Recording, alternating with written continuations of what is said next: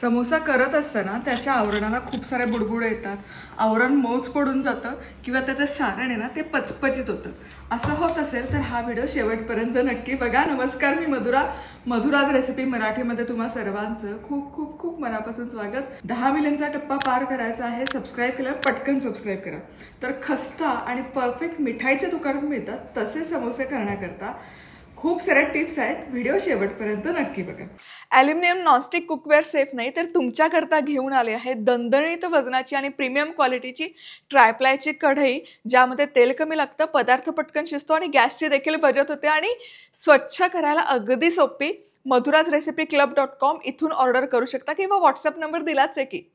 तर इथे कुकरच्या बेसमध्ये खूप पाणी नाही घालायचं, फक्त बटाट्याला हलकी वाफ लागेल आणि ते करपणार नाही इतकीच वाफ घालायचं.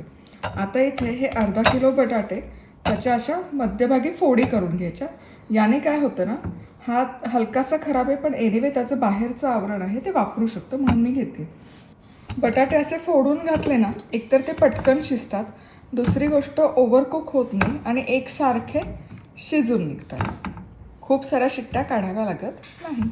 आता झाकण लावायचं आणि मध्यम आचेवर 4 शिट्ट्या काढून घ्यायच्या. बटाटाही छान शिजलाय बघा. आता हा बटाटा बघा आतपर्यंत छान शिजला गेलाय. असा पचपचित किंवा पाणीदार दिसत नाही बघा. परफेक्ट असा मोकळा जसा बटाटा हवा समोसा करण्यासाठी तसा झालाय. कटलेट असो, समोसा असो, पराठा असो, या पद्धतीने बटाटा शिजवा म्हणजे तो पचपचित नाही होत आणि त्या बटाट्याची मूळची चव आहे तशी राहते. आहे की नाही? सोपी पद्धत.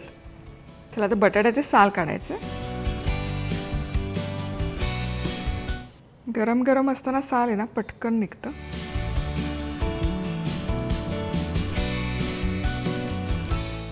समोशाचं सारण करूयात. अतिशय चवदार होतं हे या पद्धतीने सारण केलं तर याकरता गॅस सुरू केला, कढई ठेवली आणि त्यामध्ये 1 टेबलस्पून तेल गरम करण्यासाठी ठेवलं. सगळ्यात आधी फोडणीमध्ये जिरं छान फुललं की बडीशेप, हिंग हे छान मिसळायचं. आता यामध्ये आलं मिरचीचा ठेचा. आलं मिरचीचा ठेचा इज अ मस्ट, त्याची चव खूप कमाल लागते. आता गॅस मंद आचेवर करायचा. फोडणीचा काय खमंग सुवास तरवळलाय. यामध्ये धणेपूड 1 चमचा, गरम मसाला 1 चमचा, लाल तिखट 1 चमचा, थोडीशी हळद हे मिसळून घेऊयात. थोडंसं पाणी, हा मसाला करपू नये म्हणून अगदी थोडं, आणि तो शिजतो देखील म्हणून पाणी घालायचं. आता यामध्ये मटार घालूयात. फ्रोझन मटार आहे. ताजा मटार वापरत असाल तर तो उकळून घ्या. हा मिसळून घ्यायचा. त्यामध्ये बटाटे घालूयात. हा बटाटा हलका मॅश करायचा. फोडी थोड्या ठेवायच्या, अगदी पावभाजीसारखा मॅश नका करू. बटाटा छान हलकासा फोडून झाला की यामध्ये चवीपुरतं मीठ घालूया, लिंबाचा रस. आता थोडीशी बारीक चिरलेली कोथिंबीर. आपण इथे आमचूर पावडर वगैरे असं काही टाकत नाही, त्याऐवजी लिंबाचा रस घालतो. लिंबाचा रस सगळ्यांकडे असतो म्हणून ते नसेल घालायचं. आमचूर पावडर, चाट मसाला, काळं मीठ असं घालू शकता. कोथिंबीर नाही घातली तरी काही हरकत नाही. आता हे सगळं फक्त एकजीव करायचं. सारण तयार आहे. मस्त सुवास तरवळला आणि रंग, टेक्स्चर बघा परफेक्ट. आपण विकत समोसा आणतो ना, अगदी तसा रंग आलाय. वा वा वा. चला आता गॅस बंद करायचा आणि हे मिश्रण थंड करून घेऊयात. समोशासाठीची जी गोड चटणी असते ना, ती चटणी आता करूयात. तर त्याकरता अर्धा कप गूळ घ्यायचा. यामध्ये 1.5 कप पाणी घालूयात आणि 1.5 कप पाणी. आणि हा गूळ आहे ना चांगला विरघळवून घ्यायचा. इथे गूळ व्यवस्थित विरघळला. गुळाच्या पाण्याला छान उकळी फुटली आहे. यामध्ये आता मसाले घालूयात. थोडंसं लाल तिखट, काळं मीठ, अर्धा चमचा जिरेपूड. गोड चटणी म्हणून लाल तिखट खूप नाही घालत आहे, चवीपुरतं मीठ. हे सगळं आता मिसळून घ्यायचं. वा, ऑलरेडी मस्त दिसतंय हे. वा वा वा. आता याला तो एकसंधपणा येण्यासाठी कॉर्नफ्लॉवर घालूयात. 1 चमचा कॉर्नफ्लॉवर आहे. कॉर्नफ्लॉवरच्या ऐवजी मैदा जरी घातला तरी काही हरकत नाही. त्याची अशी स्लरी करायची आणि ही स्लरी या मिश्रणात घालून घ्यायची. मिसळायचं आहे आणि 5 मिनिटं छान शिजवून घेऊयात. चला, हे चटणी आहे ना छान शिजवली आहे. हे बघा बघा, मस्त अशी दाटसर झाली. परफेक्ट आपल्याला विकत मिळते ना, अगदी तसाच रंग तसाच पोत याला आला आहे. जसजशी थंड होईल तसतशी ही आणखी घट्ट व्हायला सुरुवात होते.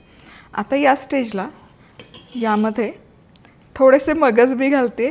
अगदी ऑप्शनल आहे, नाही घातले तरी काही हरकत नाही, पण दिसतं गोड ना. आणि अर्धा लिंबाचा रस देखील घालायचा, म्हणजे त्याला चव छान येते. या लिंबू नसेल तर चाट मसाला घातला तरी चालेल किंवा थोडी आमचूर पावडर घाला. वा वा वा, आणि ही बहारदार आपली समोशाची चटणी तयार. चला, आता आवरण करण्यासाठी इथे 2 कप मैदा घेतला आहे. यामध्ये अर्धा चमचा ओवा घालायचा. ओवा असा हातामध्ये हलकासा भरडून घालायचा, म्हणजे त्याचा स्वाद छान उतरतो. अर्धा चमचा मीठ, पाव कप म्हणजे 4 चमचे तेल घालते. आता हे तेल आहे ना थंड तेल आहे, रूम टेम्परेचरवरचं.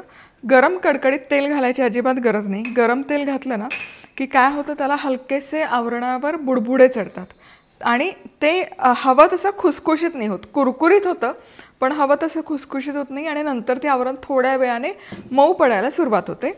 त्याकरता थंड तेलाचंच मोहन लावायचं. आता हे तेल आधी छान मिसळून घेऊयात. तेल छान या पिठामध्ये रगडून घ्यायचं. हे असं रवाळ मिश्रण पूर्ण झालं पाहिजे. हे बघा, हे मिश्रण छान असं रवाळ झालं आहे. तेल छान मुरलं आहे मैद्यामध्ये आणि हे हातात घेतलं ना याचा असा गोळा तयार होतो. हे असं झालं म्हणजे आपलं तेल छान लागलं आहे पूर्ण मैद्याला. आता यामध्ये थोडं थोडं पाणी घालायचं आणि गोळा मळून घ्यायचा आणि घट्ट मळायचा, सैल करायचा नाही. छान असं पीठ मळून घ्यायचं. चला, इथे हे पीठ मळून झालं आहे आणि हे बघा अगदीच घट्टसर गोळा तयार केला आहे. सैल अजिबात नाही आहे. सैल असला ना की ते तळताना त्यावर बुडबुडे येतात आणि छान आवरणही होत नाही. छान असं घट्ट करायचं पीठ. आता झाकण ठेवायचं आणि एक 15-20 मिनिटं तरी मुरण्यासाठी ठेवूयात. चला, आता हे पीठ बरोबर अर्धा तास मुरण्यासाठी ठेवलं होतं. येस, छान मुरलं आहे. आता हे पुन्हा एकदा मळून घ्यायचं आणि एकसारखं करून घ्यायचं. हे बघा घट्टसरच आहे आणि रंग बघा काय सुरेख आला आहे पिठाला आणि पोतही परफेक्ट आला आहे. आता याचे गोळे करून घेऊयात लिंबाच्या आकाराचे आणि हे एकसारखे करून घ्यायचे. आणि चला, आता याची एक पोळी लाटून घ्यायची. साधारण एक 6 इंच व्यासाची फुलका किंवा पोळी करायची. आणि मैदा आहे, जितकं लाटतो तितका आकसला जातो, त्यामुळे लाटताना जरा मोठाच लाटा. चला, हे लाटून झालं. खूप पातळ नाही आणि खूप जाड नाही, कड हलकीशी पातळ लाटली आहे. आता याचे मध्यभागी 2 कट करूयात. आता याच्या मध्यभागी कट करून घेतलं. एक घ्यायचं. हे ना असं दुमडून घ्यायचं, एकावर एक ठेवायचं. फक्त हे ठेवण्यापूर्वी याला असं बंद करून घ्यायचं. पाणी लावायचं आतल्या बाजूने आणि बाहेरच्या बाजूने, म्हणजे समोसा तेलामध्ये तळत असताना आहे ना फुटणार नाही. त्यामुळे हे सील करणं अगदी गरजेचं आहे. हे असं झालं. आता यामध्ये हे सारण भरायचं. छान असं सारण आतपर्यंत गेलं पाहिजे. आणि आता पुन्हा ही जी कड आहे याला पाणी लावायचं. सुटली नाही पाहिजे कड तळताना. आणि हे असं दाबून बंद करायचं. आला की नाही परफेक्ट समोशाचा आकार. आणि हवं तर हे टोक थोडं असं स्ट्रेच करायचं. ह्या ट्रेमध्ये ठेवूयात.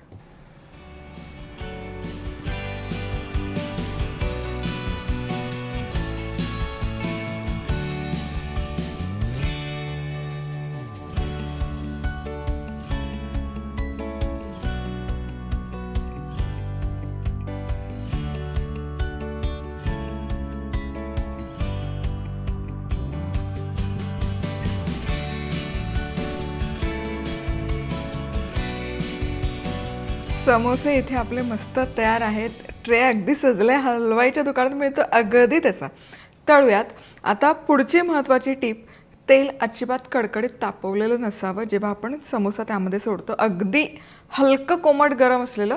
काय होतं ना, तेल खूप गरम असेल, इव्हन हलकं जास्त जरी गरम असेल तरी एकतर समोसा आहे ओलसर, त्याचं आवरण ओलसर आहे आणि गरम तेलात गेलं की मग त्या आवरणाला आहे ना बुडबुडे येतात.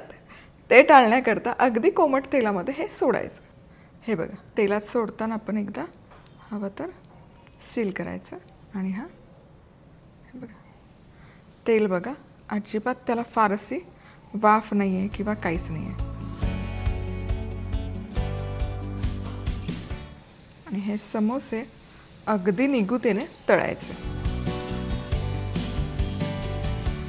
अगदी मंद आचर गॅस सुरू आहे. खाली बघाल तुम्ही, अगदी मंद आचर टाकलेत तळण्याकरता.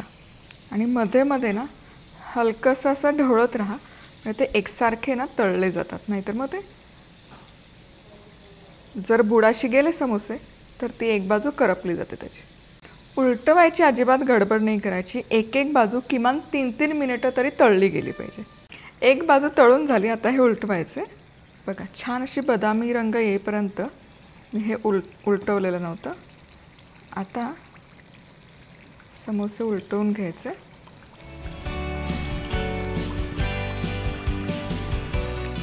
आणि दुसरी बाजू देखील आणखी 2-3 मिनिटं तळायची. चला, समोसे कमाल असे तळून झालेत. बघा, सुरेख रंग आला आहे. वा वा वा, परफेक्ट झाले. म्हणजे जो असा बदामी रंग हवा ना, तो असा अचूक बदामी रंग आलेला आहे. क्या बात आहे. आता गॅस बंद करते मी, कारण पुढची बॅच टाकताना तेलाचं तापमान आपल्याला कमी करून घ्यायचं आहे, म्हणून गॅस बंद केला. ही बॅच काढूयात. तेल पूर्ण निथळायचं आणि हे आता असं टिश्यू पेपरवर किंवा जाळीवर काढून घ्या. वा, क्या बात आहे. पुढची बॅच पण घालूयात. गॅस बंदच ठेवणार आहे. हे घालून झालं की मग गॅस सुरू करेल.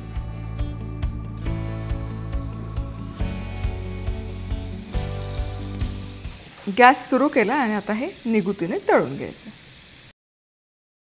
चला, पुढची बॅच पण तळून अगदी तयार आहे. त्यातले समोसे काढूयात.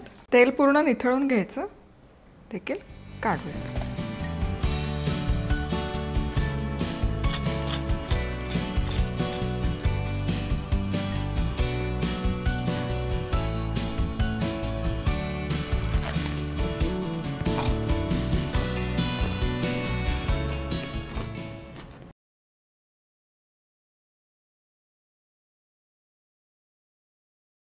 गरमागरम टोपलीभर समोसे तयार आहेत. कोणाकोणाला खायचे, चटणी पण तयार आहे.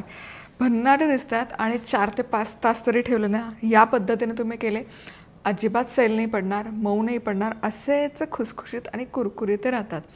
रेसिपी आवडली, लाईक, कमेंट, सबस्क्राईब. पुन्हा भेटूया. तोवर मस्त राहा, खुश राहा, आनंदी राहा. सगळ्यात महत्त्वाचं, खात राहा.